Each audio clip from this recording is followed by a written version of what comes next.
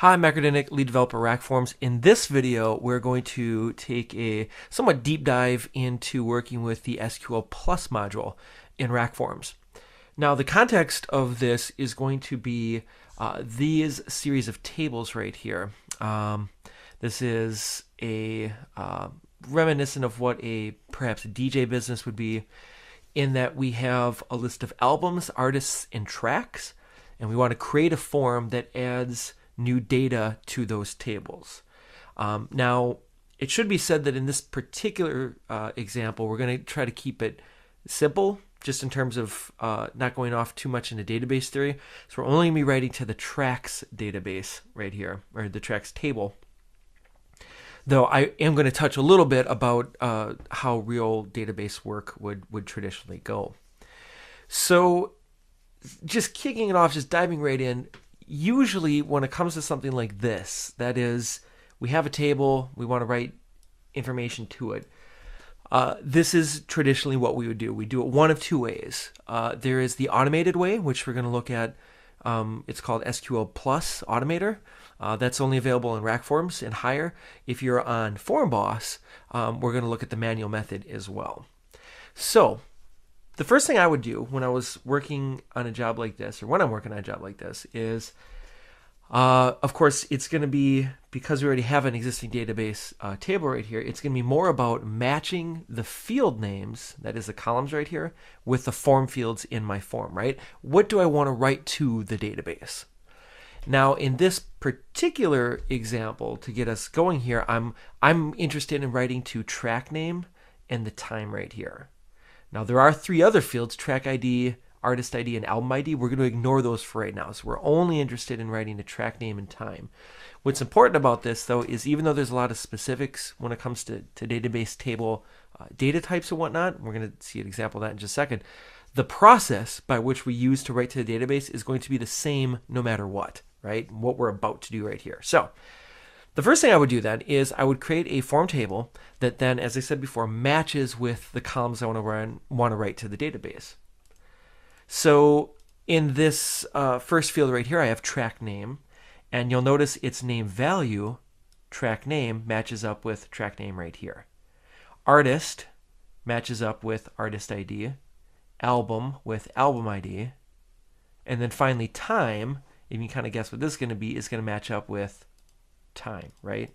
So notice that the spelling is the same, the punctuation is the same, right? We're not using uppercase where they use none. We are matching the field names up with exactly the same names that they have in the database table right here. The second stage of this job, then, after I have created my form fields, is to add an SQL Plus module to my confirmation page. So I'll go ahead and click on the confirmation page and do that.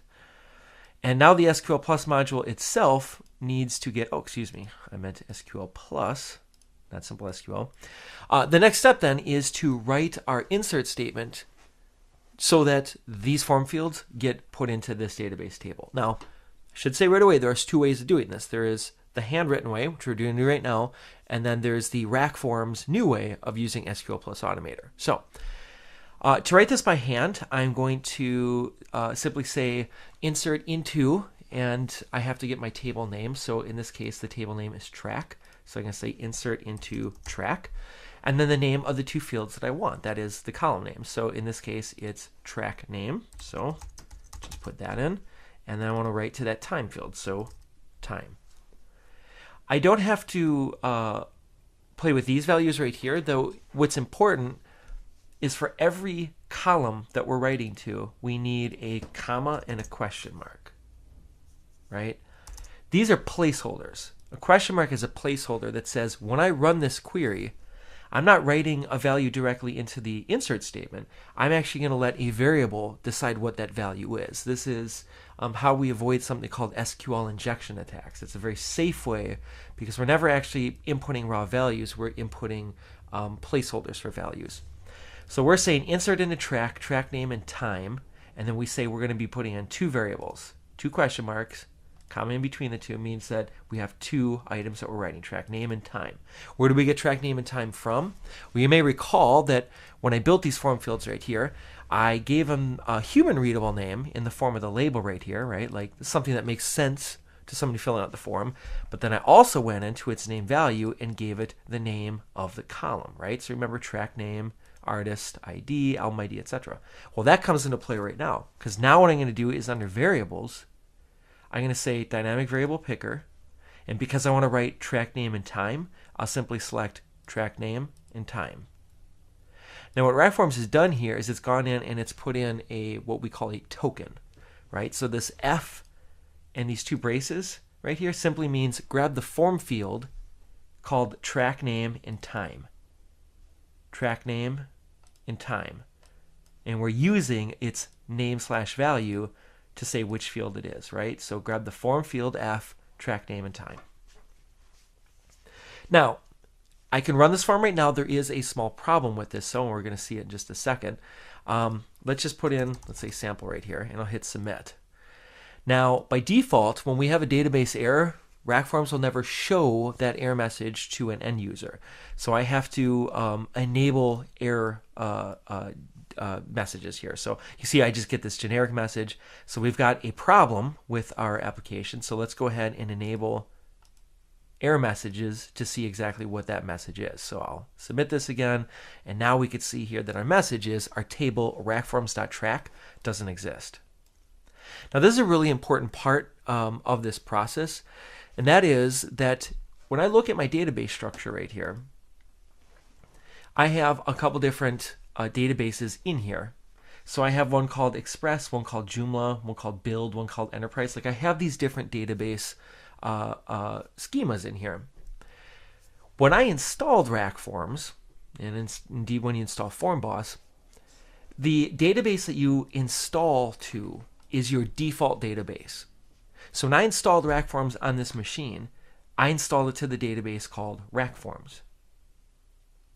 Therefore, because that is the default database, anytime I try to write to a database or read from a database, if I don't put any connection properties in data source right here, it'll attempt to read from the default database, right? So it'll try to read from Rackforms.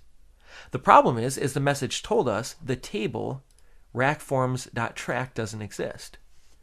Track, this is the table name, actually exists in the music database, right?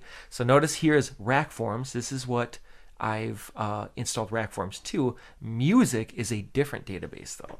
So music is what we want. Now when that's the case, we need to write to a different database. We do have to fill in the data source properties right here. So what would those values be? Well, in this case, my host name is, I'm on a local machine, so it's just a localhost loopback address.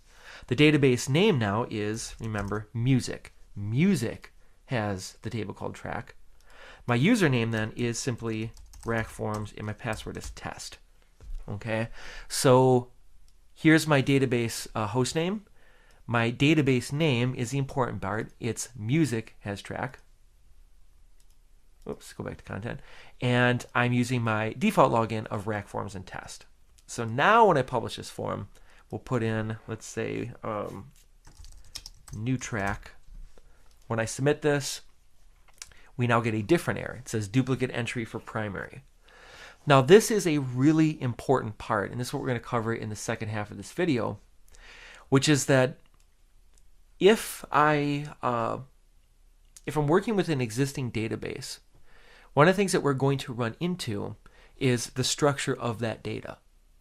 So it was nice in that I saved some time by not having to create this database structure right here, but now I'm running into some issues with duplicate values. And so this particular message, if we go back to this right here, it says duplicate entry for primary. So what does that actually mean? Well, it essentially means that the primary key for this particular table needs a unique value for track ID, artist ID, and album ID. You can't insert something that has 0, 0, and 0 for all three of these values. And so again, this is what we're going to talk about in the second video. The point being that when we work with databases, it is very simple to create a new table and just write data to it. But in real-world jobs, there are almost always going to be some constraints or some little rules that we have to deal with. And these rules are incredibly important. Without rules, a database would be not that much better than just an Excel spreadsheet. The rules help us build solid jobs. And so, again, that's what we're going to talk about in our second video. So I hope you'll join us for that.